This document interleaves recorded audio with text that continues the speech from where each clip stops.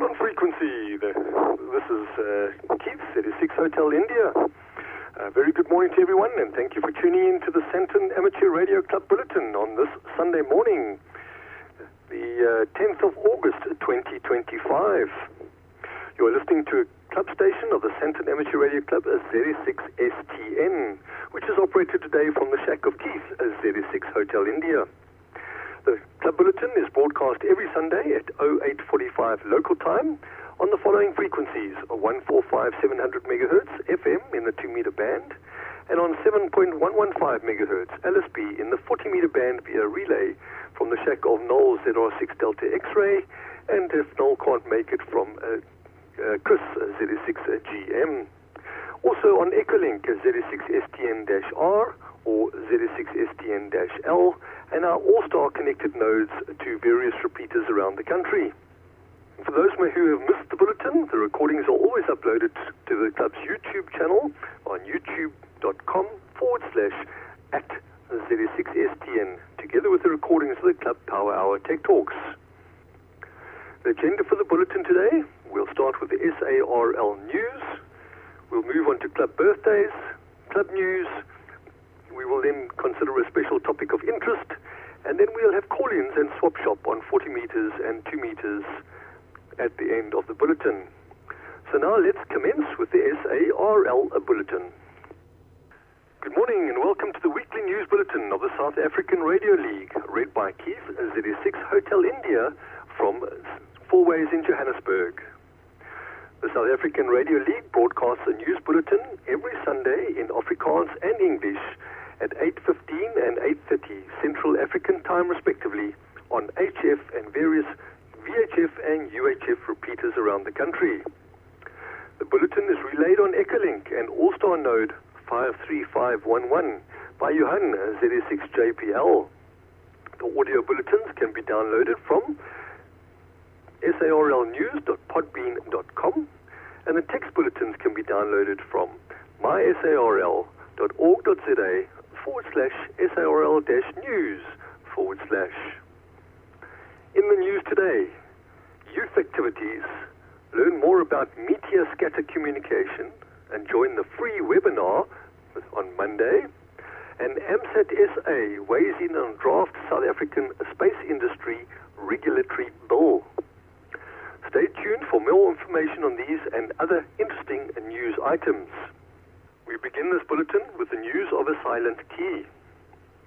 It was with deep regret that we announced the key of Roy Alexandra, ZS6 Mike India, went silent on Sunday, 3 August 2025.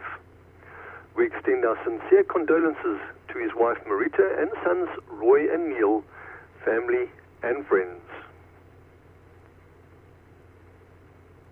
You are listening to a news bulletin of the South African Radio League. The SARL HF FT contest is on air this afternoon. Find the details in the SARL contest manual. Yeah, so there's 3 legs to the SARL HF contest series. The phone leg took place last weekend.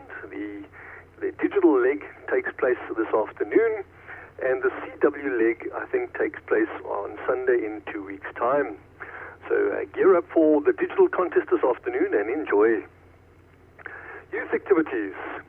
Tuesday, 12th August, is International Youth Day.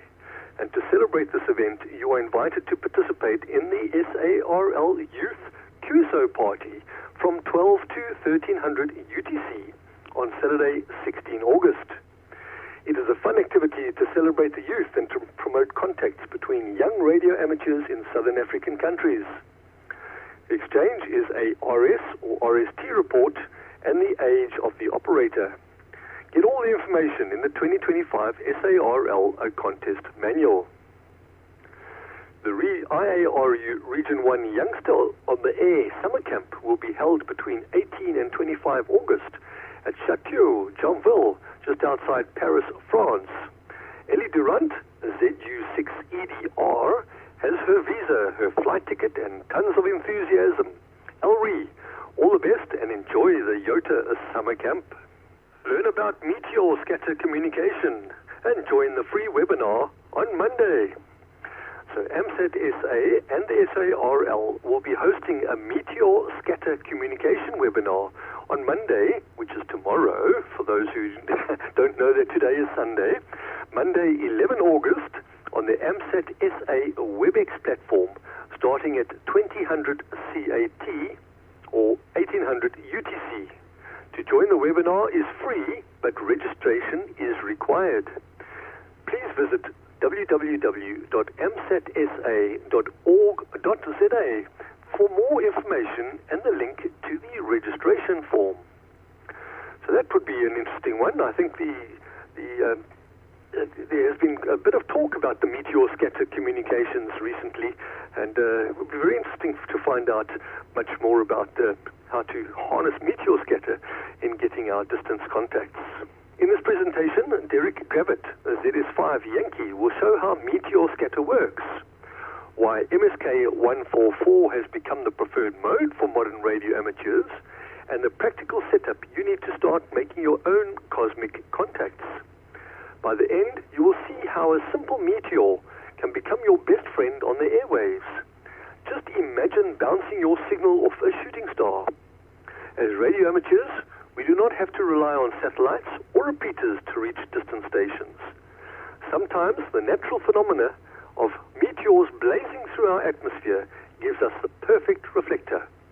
This fascinating technique is called meteor scatter communication. MSK 144 is part of the WSJTX suite developed by Nobel laureate Joe Taylor, K1JT. It uses fast, efficient, minimum shift keying to capture those fleeting bursts of reflected signals from meteor trails, bursts that may only last fractions of a second.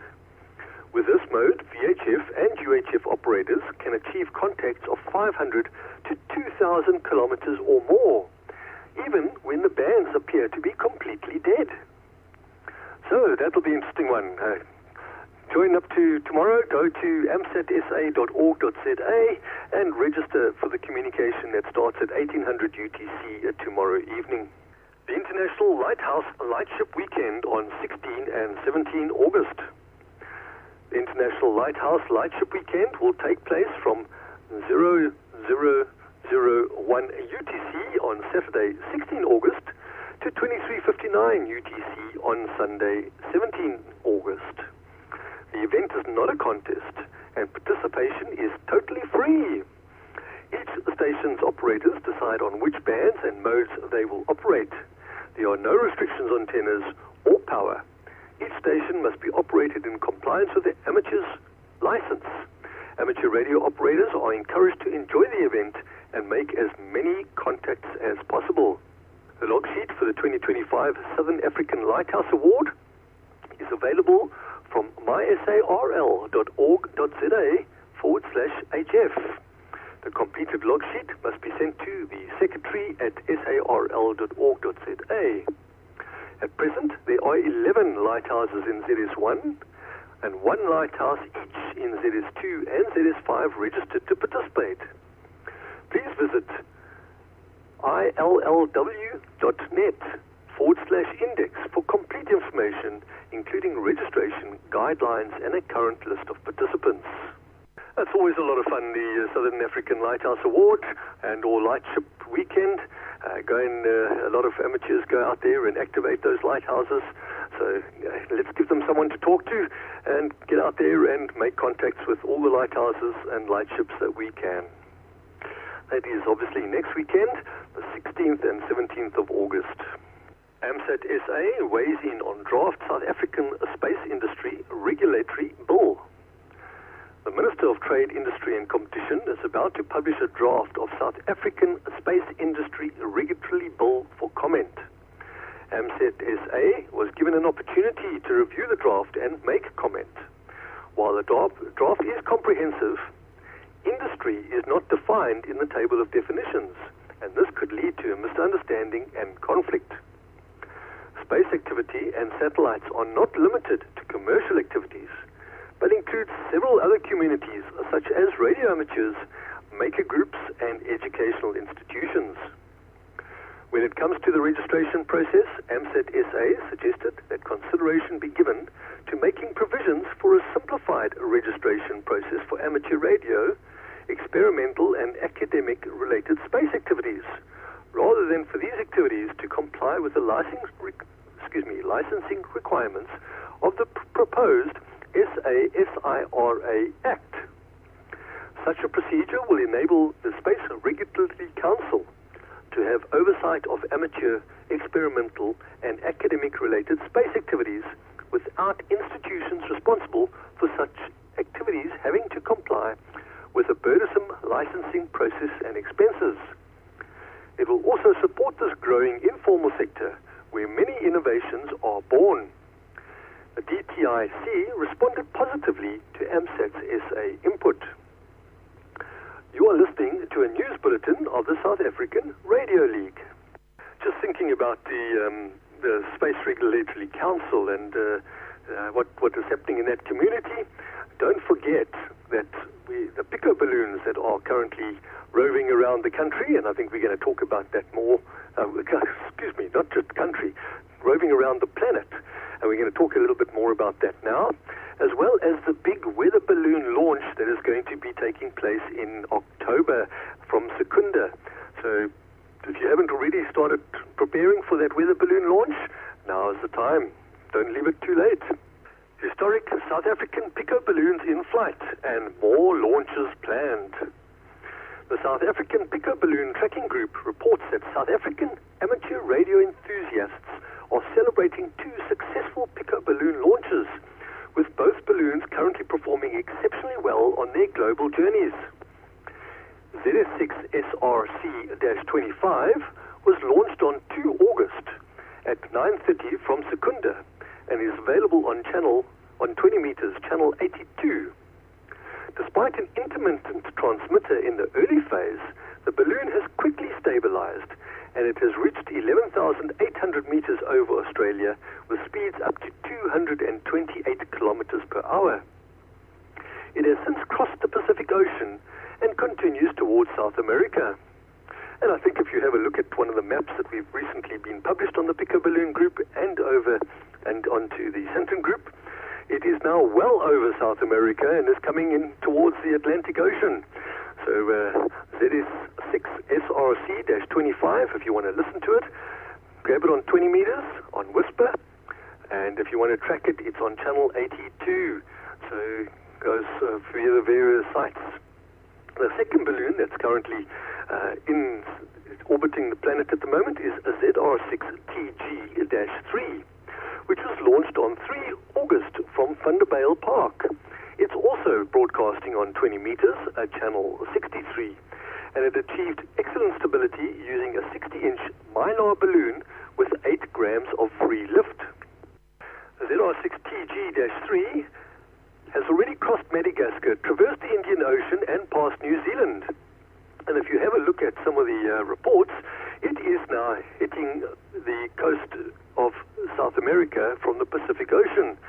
So, wow, ZR6TG-3 is catching up to the ZS6SRC balloon.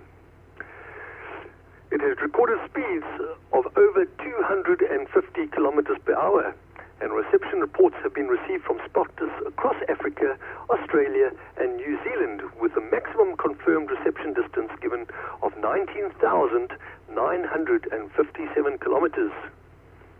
Let's repeat that, just under 20,000 kilometers. And here we have a pico balloon with a extremely lightweight whisker beacon transmitting at probably 10 to 20 milliwatts maximum. Wow. The South African pico balloon community is now preparing for its largest coordinated launch event yet, which is scheduled for 16 August 2025, weather permitting. It will be featuring ZR6TG-4 on 20 meters, channel 125, ZS1 ERZ-12 on the 10 meters, channel 24, and ZS6SRC-26 on 20 meters at channel 194. A possible 4th balloon is going to also be confirmed, and the Pico Balloon Group encourages local amateurs to track the balloons using Whisper. So let's just repeat that. The balloons that are going to be launched on the 16th of August is Tom's ZR6TG-4 on the 20-meter band on channel 125. It's the Eden Radio Club's ZS1 ERZ-12 balloon, which will be broadcasting on 10 meters on channel 24, and the ZS6SRC-26 balloon broadcasting on 20 meters on channel 194. This event marks a milestone for amateur radio and high-altitude ballooning in South Africa. Spotting stations worldwide are encouraged to prepare and to receive and report the signals, contributing to global tracking efforts. Please contact the Piccolo Balloon Tracking Group at email secradio@geni.co.za. I repeat, secradio@geni.co.za, and visit wsprtv.com, whispertv.com, as well as whispertv.com/docs for the user guides. AMSAT SA has launched Mark III of the popular 2-meter, 70-centimeter Yagi. And I don't know which version I've got. I probably Mark I, and it's a wonderful little Yagi antenna. AMSAT SA has launched Mark III of the popular dual-band handheld satellite Yagi for 2 meters and 70 centimeters in South Africa. The Mark III version features a split reflector, which reduces the size of the storage bag, making it easier to transport and fit into luggage. AMSAT SA has recently delivered 250 Yagis to the American Radio Relay League, ARRL. The ARRL uses the antenna in their educational projects. A few Mark 11, I think it's Mark II antennas, are still available at the old price. The Mark III antenna is slightly more expensive.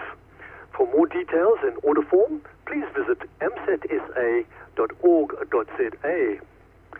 I repeat, amsatsa.org.za if you would like to procure one of the popular dual-band satellite Yagi antennas. Apart from satellites, the Yagi is used for direction finding and in some nature reserves to track wildlife fitted with tracking transmitters. Moving on to club news. From 0800 CAT on Saturday 16 to 1500 CAT on Sunday the 17th of August, the Hibiscus Coast Ark will be active from the Umtumvuni Nature Reserve, celebrating the club's 25th birthday, as well as the SARL's 100th birthday. Listen out for ZS5HAC and ZS6SRL-/5 on 40, 30, 20 and 10 meters using both SSB and FT8. The Umtumvuna Nature Reserve is a ZA-0124 for Parks on the Air and ZSFF-0405 for the Fauna and Flora Awards. The Cape Town Amateur Radio Centre held its AGM on Saturday 26th July, and the following members were elected to the committee: Paul Johnson, ZS1S, as Chair, Anne Barham as Secretary and Treasurer, Rob Barham, ZS1SA, as Clubhouse Manager, Ian Bradley, ZS1BR, as the Emergency Prep and Lighthouse, James Venmore, ZS1RBT, as Website and Blogspot, Paul Kennedy, ZS1PXK, as the QSL and SARL QSO Party Coordinator, Peter Klutter, ZS1PC, as Asset Manager and Meeting Coordinator, Charles Murray, ZS1ZZ, as a RAGQ Editor, RAE and Field Day, James Dungeon, Dugdion, ZS1ZKZ, as Clubhouse Assistants, John Ward, ZL1 Victor Mike, as a Technical Advisor, and Michael Taylor, ZS1 MJT, as Emergency Preparedness. On Saturday, 2 August, the Sasolburg Amateur Radio Club held their AGM at the Sandy Shell Hole in Thunderbale Park.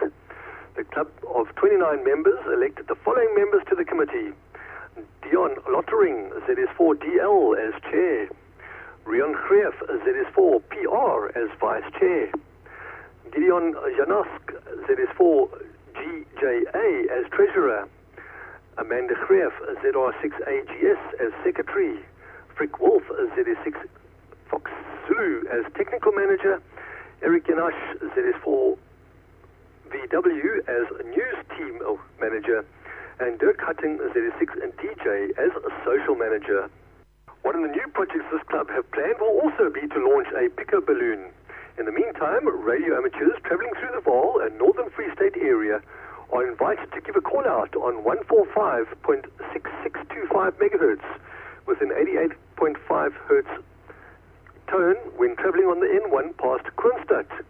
The Sasolburg repeater on 145.6875 megahertz has a dedicated Echolink facility, and the UHF repeater on 438.275 megahertz allows for DMR and D-Star modes of operation. Remember to use your APRS trackers on 144.800. We have a very nice network just waiting to receive your packets.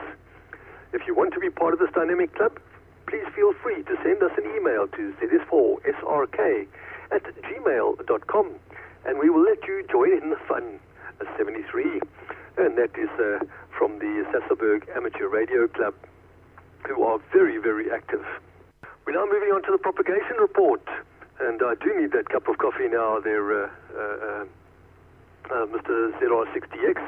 Hannes Kutsia, ZS6BZP, reports that the solar activity is expected to be at moderate levels during the week. There are currently 10 sunspot regions with simple to complex magnetic configurations visible. There's a high probability for C-class and a moderate probability for M-class solar flares. If you want to do your own frequency predictions, the expected effective sunspot number for the week will be around 82. The 30 to 10 meter bands may provide some excellent DX fun. Please visit the website spaceweather.sansa.org.za for further information. Finally, a diary of some upcoming events. Today is the SARL HF Digital Contest. On 11 August, Monday the 11th August, the Meteor Scatter Communications webinar, and that is tomorrow evening. 12th of August, the International Youth Day. 12th and 13th of August is the Perseids Meteor Shower. Hey, meteor scatter and meteor shower, they seem to go hand in hand, so maybe gear up for trying to do some meteor scatter on the 12th and 13th of August.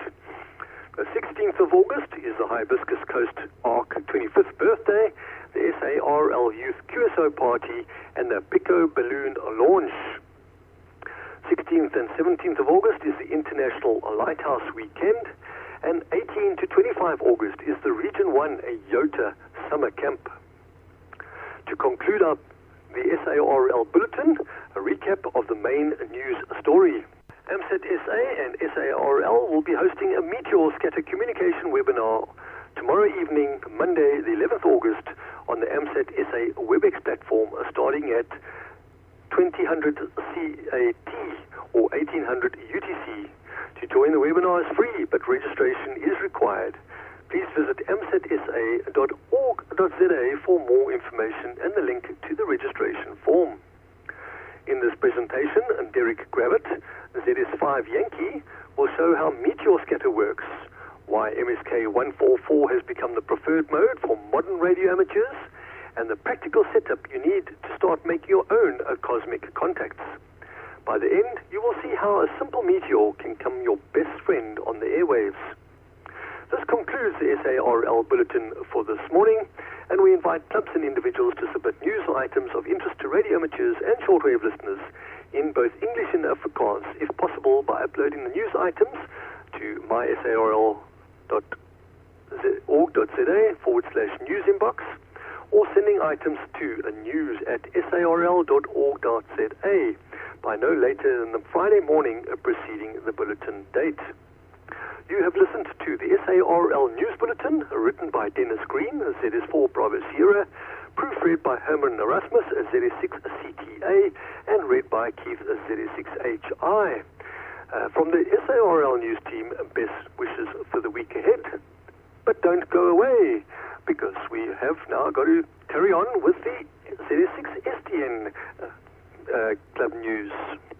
Okay, let's get the birthdays up, and we'll have a look at who is having birthdays in the Sandton Amateur Radio Club just during the last week and the week ahead. So we have ZS6 Bravo Whiskey Juliet, Mr. Brendan O'Keefe, who has celebrated his birthday on the 6th of August. Brendan, we hope you had a wonderful birthday. And then coming up on the 17th of August is ZS6 Golf Victor Hotel, our own Gerrit van Heesteen, who manages our RA team. So Gerrit, on the 17th of August, we wish you everything of the best for your birthday and many, many more. Right, let's just talk about some club news and invite others to give us lift up their microphone, press the PTT and give us some club news. ZS6STN is now listening for any club news. Okay, nothing heard, so just a little bit of club news from our side. This Saturday, we will also be doing the first of the HF assessments. So that will be great for all the students who can make it to that HF assessment. There will be subsequent HF assessments as well, but it would be great to try and get everyone on the bands to give the students some time on air. As you know, the HF assessment requires each student to make 5 HF contacts, and we will be doing that during the course of the day, the morning, Saturday morning as well. So please stand by this coming Saturday, maybe with your radio on, so that you can pick up the HF contacts. As it is the Lighthouse weekend, you can maybe pick up a few lighthouses as well. Just lost my place here, but just having a look at the upcoming diary of events. So yes, Lighthouse weekend, this coming Saturday the 16th and the 17th weekend. Then it's the SARL Wednesday 80-meter club contest on the 20th of August. So this is one of those contests where the Sandton Amateur Radio Club receives points for all those who participate and send in their logbooks. So please do try and participate in the SARL Wednesday 80-meter club contest on the 20th of August, this coming, not this Wednesday, but next Wednesday, so that we can get some of those club points. And that is an evening event, so everyone should be home from work. Then, as mentioned, today is the SARL HF Digital Contest this afternoon, and it's the SARL HF CW Contest on the 24th of August. And even if you don't know CW, there are ways of getting on the bands and using CW. There are a couple of programs that can help you do this, and they can be a lot of fun, although they don't decode that accurately. So why don't you give the SARL HFCW contest a go on the 24th of August as well. And then on the 27th of August is the Sandton Power Hour Tech Talk. And on the 30th of August is the West Rand Boot Sale. So please do consider coming around to the clubhouse on the 27th of August at our club meet at 11 Kildoon Road, Bryanston. And you may be interested in that West Rand Boot Sale on the 30th. So it's also time, you heard about a couple of clubs that have had their AGMs. It's also time for ZS6STN to send out the notices for their AGM. We are just trying to find a suitable date and venue. Unfortunately, our normal clubhouse venue is not available on the 30th of August, which was our planned day. So we are just looking for an alternative, and we will broadcast that to you shortly. But please get ready for the AGM for the ZS6STN as well, and we will send you the invites shortly. So that means it's time for our Tech Talk. And today I came across 2 little interesting articles. The one is on handwriting, and where is handwriting gone, and what does it mean for us as a species, not doing much handwriting any longer? But I'm not going to talk about that one. That's just a food for thought. So what we're going to talk about this morning is quantum sensing. What is quantum sensing and how does it work? This is an article taken from scientificorigin.com, and it was published last year. Quantum sensing is an advanced technology that leverages the unique properties of quantum mechanics to measure physical quantities with unprecedented sensitivity and precision. Quantum sensors can detect extremely small changes in magnetic fields, temperature, acceleration, pressure, and electric fields or other physical parameters, making them ideal for applications where conventional sensors fall short. These sensors exploit phenomena such as quantum superposition, entanglement, and coherence to enhance their capabilities beyond classical limits, enabling measurements that were once thought impossible. The potential of quantum sensing extends to fields as diverse as healthcare, navigation, defense, environmental monitoring, and scientific research. So, let's talk a little bit. What is understanding quantum sensing? Quantum sensing is based on the principles of quantum mechanics, the fundamental theory of physics that describes the behavior of matter and energy at the smallest scale, such as at atoms and subatomic particle level. At this level, particles do not follow the same rules as larger objects. Instead, they exhibit strange behaviors like superposition, where they can exist in multiple states at once, and entanglement, where particles become linked in such a way that the state of one instantly affects the state of the other, no matter the distance between them. These quantum effects enable quantum sensors to be more sensitive and accurate than classical sensors. A quantum sensor typically measures how a quantum system, such as an atom, ion, or photon, responds to an external stimulus like a magnetic or electric field. Using the quantum properties of that system to detect and amplify very small changes that would be invisible to classical sensors. So what are some of these terms that we've been talking about? What is superposition? In quantum mechanics, a particle can exist in multiple states simultaneously until it is measured. This phenomena allows quantum sensors to probe multiple potential outcomes at once, improving sensitivity. Entanglement. What is entanglement? When two or more particles become entangled, the state of one particle instantly influences the state of the other, regardless of the distance between them. This property is harnessed in quantum sensors to enhance accuracy and reliability in measurements.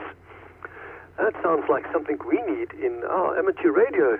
I could have a lot of entangled particles in my radio, entangled to somebody else's radio, and we could be having a conversation using the quantum level. Just thinking aloud here. What is quantum coherence? Quantum coherence refers to the ability of a quantum system to maintain superposition over time without interference. The longer a system can maintain coherence, the more precise its measurements can be. Quantum sensors use coherence to improve the ability to detect very subtle changes in the environment. And finally, quantum tunneling occurs when particles pass through energy barriers that would be impossible for them to surmount in classical physics. In some quantum sensors, tunneling can be used to detect minute changes in the energy landscape around a sensor. Then there's going a lot of detail regarding the types of how to set up a quantum system.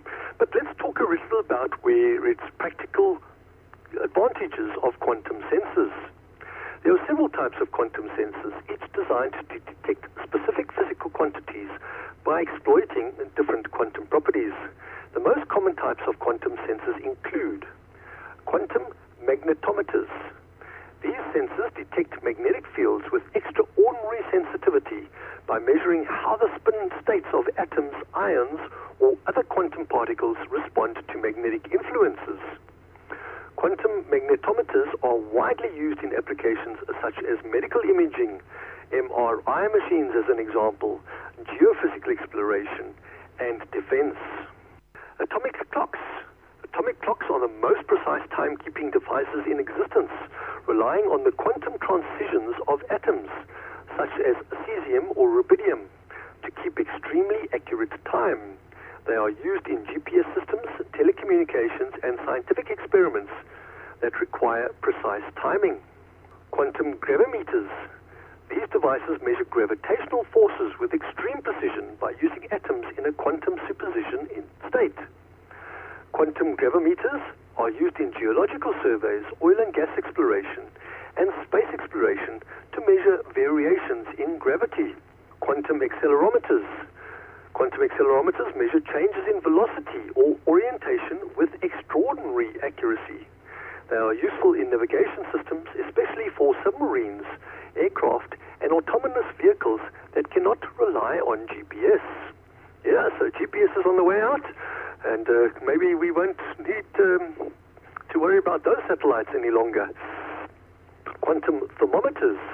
These sensors measure temperature with unprecedented precision by using quantum states that are sensitive to thermal fluctuations. Quantum thermometers are useful in fields such as cryogenics, material science, and medicine, where precise temperature control is critical. And what about quantum LiDAR? We all know LiDAR, light detection and ranging systems, but the quantum principles can be applied to these LiDARs and measure distances and map terrain with higher resolutions and precision than classical LiDAR systems. Quantum LiDAR could revolutionize fields like autonomous vehicle navigation and environmental mapping. So as can be seen, the quantum sensors are very useful in the healthcare and medical imaging field for MRI, magnetic resonance imaging, and magnetoscintigraphy. Yeah, okay, big words for me. And this could lead to earlier diagnosis of neurological conditions such as epilepsy, Alzheimer's disease, and Parkinson's disease. So, in navigation and positioning, as mentioned, they provide ultra-fast measurements of acceleration and orientation, making them ideal for navigation where GPS signals are unavailable, such as underwater, underground, or in space. And in environmental monitoring, magnetic fields help predict natural disasters like earthquakes and volcanic eruptions, and they can detect changes in Earth's gravitational field, and they can be used for studying water movement and groundwater levels. Geophysical exploration, where it detects variations in the Earth's gravitational and magnetic fields to provide clues about the location of valuable mineral deposits, oil, gas, and groundwater. And for mapping subsurface features. Then in space exploration, where precise measurements of time, gravity, and magnetic fields are essential. For example, the atomic clock that we mentioned. There's no GPS up in space, so you need other measures that can tell you where you are. Defense and security, including detecting submarines through changes in the Earth's magnetic field, monitoring borders with quantum-enhanced radars, and developing more precise inertial navigation systems. And they can also improve communication security by enhancing encryption methods and detecting attempts to eavesdrop on sensitive communications. And quantum sensing is invaluable for fundamental research fields in quantum physics, cosmology, and material science. Quantum sensors are used to test theories of quantum mechanics, study new materials at the atomic scale, and investigate the nature of dark matter and other fundamental particles. So there are some challenges, though, in quantum sensors. The cost and complexity, their environmental sensitivity, and scaling and commercialization are all challenges for these particular sensors. But the advantages are unmatched sensitivity, high accuracy, energy efficiency, and real-time processing. So that's a little bit about quantum sensing and the quantum sensors that are likely to be part of our future. That's the end of the Tech Talk for this morning. Well, that brings us to the end of the bulletin this morning. So what that means is we just got to go through the end topics. So if you would just remember that the field day is coming up in September as well. So the first weekend in September. So please do diarize that as well. I think the weekend is the 6th and 7th. So we would like as many club members out there, all students out there at the Sleepy River Caravan Park, Mahali Sleepy River Caravan Park, either on the day, this Saturday, to come out and have a look and maybe operate the radio if you wish to do so on behalf of ZS6STN, or just to come for the weekend. And some of the contestants are going out early this year and having a little bit of a rest before the contest starts. So do put that into your diaries, please. Okay. A big thank you to Noel for conducting the 40-meter relay this morning. And thank you to everyone out there who's been listening for your interest and participation. We trust that you've enjoyed the bulletin, and please feel free to contribute ideas, comments, or any other constructive criticism to info@zs6stn.org.za. Thank you to the stations that assisted with relays and to those who contributed to the content from time to time. Please join us again next Sunday at 0845 CAT for the regular bulletin of the Sandton Amateur Radio Club. This brings us to a close of the weekly bulletin of the Sandton Amateur Radio Club ZS6STN, today operated by Keith ZS6HI from Four Ways in Johannesburg. Thank you to all, and enjoy the weekend further. 73. ZS6STN now relinquishes all frequencies for general use.